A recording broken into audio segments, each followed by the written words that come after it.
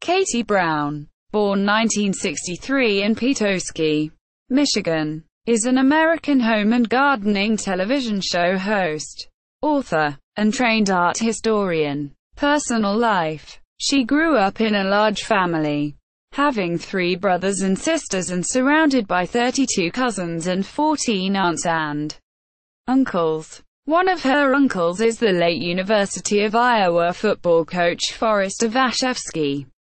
Katie Brown was educated as an art historian at Cornell University. She also raced on the U.S. ski team and had a catering business in Los Angeles.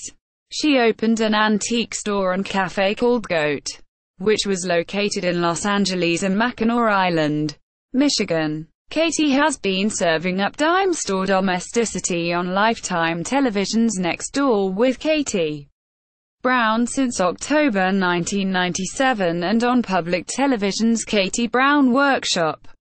She has opened her own workshops in Los Angeles, New York, and Bridgehampton. Katie is married to TV executive and producer William Corbin since November 2003. They had their first child, a daughter named Prentice, in May 2004. They adopted their second child, a daughter named Meredith, in November 2008.